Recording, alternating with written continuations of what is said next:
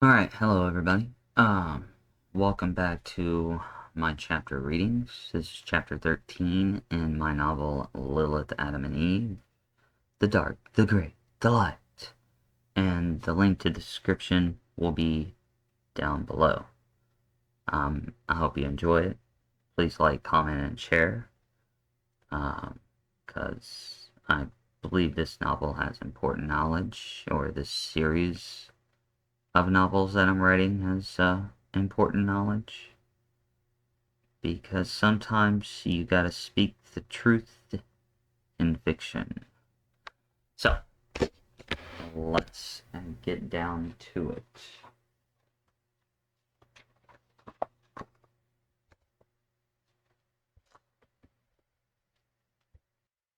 Alright, here we go. Chapter 13.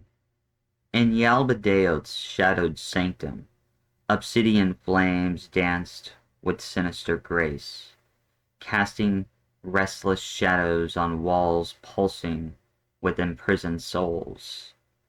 These souls sang silent decrees, a spectral chorus weaving through stone, hoping one day to be free. Leviathan stirred, a dragon uncoiled from ancient slumber, its coils sprawled like the roots of a primordial tree, each scale a shard of sickly iridescence. The chamber was still for a moment. The eerie glow settled in twisted rainbows. The air quivered, thick with the scent of brimstone, and the weight of a cosmos on the brink. Reality itself seemed to bow to the dragon's awakening. Its consciousness, a splinter of Yaldabaoth's will forged in lost aeons, flared to life, a maelstrom of hunger, a forbidden purpose churned within, tides pulling at the boundaries of existence. Its eyes, slits of molten ember, snapped open, twin beams sliced through the shadow. The chamber shuddered. The Pleroma's veil wavered, threatened by the gaze of a herald destined to unravel worlds.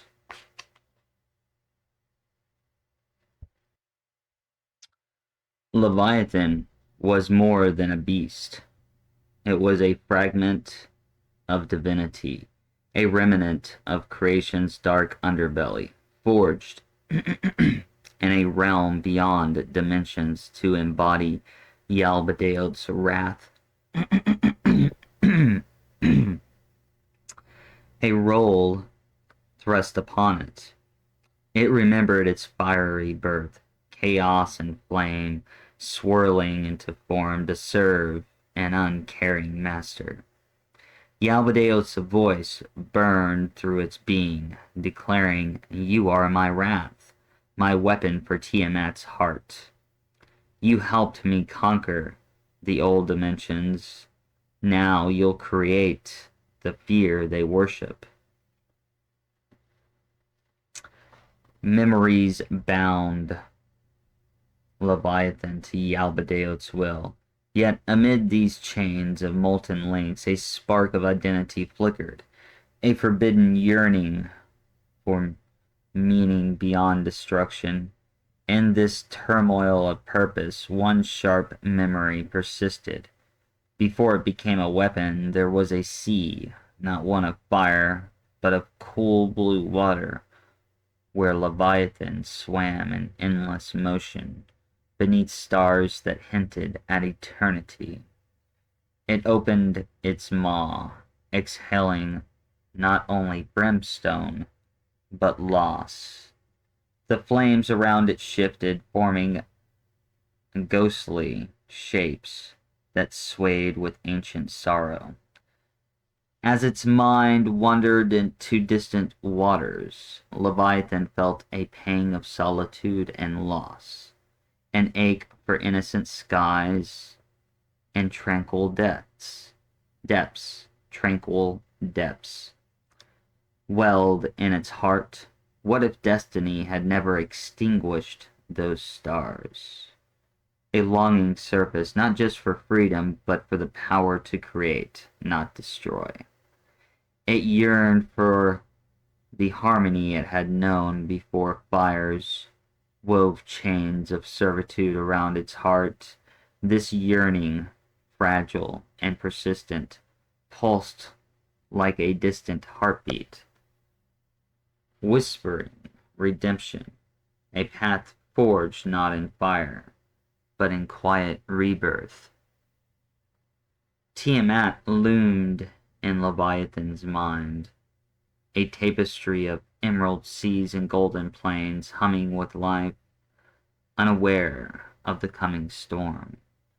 The dragon ached to descend, to loose inferno on machines and mortals, to crown Yaldabaoth king of a world ripe for decay, believing only apocalyptic fire could secure its master's dominion.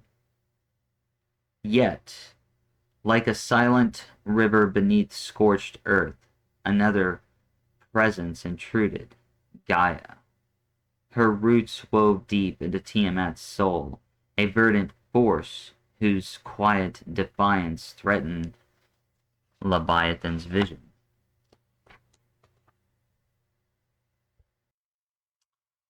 Of annihilation.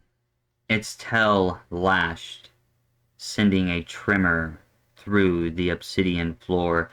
A crack split the stone like a wound, bleeding shadows. Gaia, it rumbled, you will not bind me. Challenge me if you dare. Yaldabaoth's laughter sliced through the chamber, cold and jagged. Patience, my dragon, he intoned, materializing from the gloom like a rift in reality. His robe swept the floor, black and red folds devouring all light, and his amber eyes blazed with unholy fervor. His presence was a storm of malice, pressure building until the walls seemed to buckle under the weight. Patience, my dragon, he whispered, the words slipping through the air like a chill before dawn. His laughter followed, slicing through the chamber, cold and jagged as shattered obsidian. Your hour nears. Gadriel weaves chaos on Mars, breathing life into broken still. Lilith sows discord in Eden, fracturing Sophia's light. When Tiamat falters, you'll descend. None, not Gaia, not Teriel, no robots will stand against you. Leviathan's gaze narrowed, thoughts prowling the void's endless corridors. And the man Teriel, it growled, voice echoing off stone. You call him the key. What if he awakens? As the question lingered, a whisper, fleeting and indecipherable, flickering through the chambers like a ghostly breeze, leaving behind a chilling emblem traced in the air, a symbol known only to those attuned to ancient forces. The emblem, echoing forgotten celestial maps, suggested a truth and power within Teriel that could alter destinies. An unspoken power lingered in the shadows, hinting at Teriel's mysterious and perilous potential. Yaldabaoth's grin was sharp. Then we break him further, he hissed, venom threading every syllable. His pain will ignite the convergence, and you will guard its gates. A new age will be mine.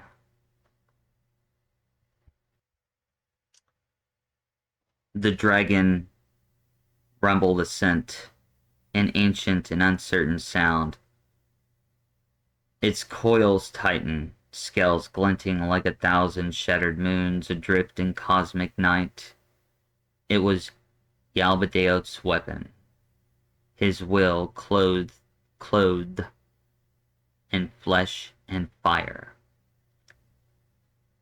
Yet, as it drifted into restless slumber, a spark of doubt guttered in its molten heart. Was it only a tool, or could it become more? A sharper of cosmos, a forger of fate.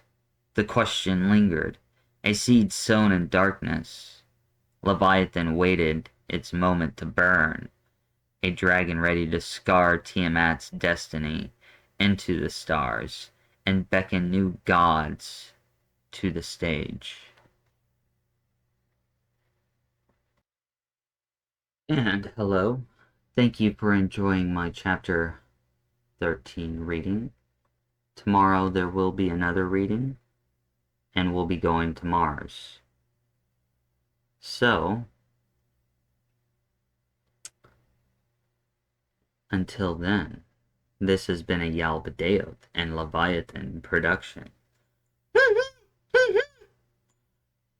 And the old gods die while the new gods come to life.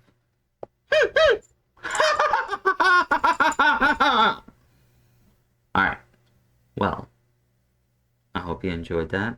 I'll see you tomorrow.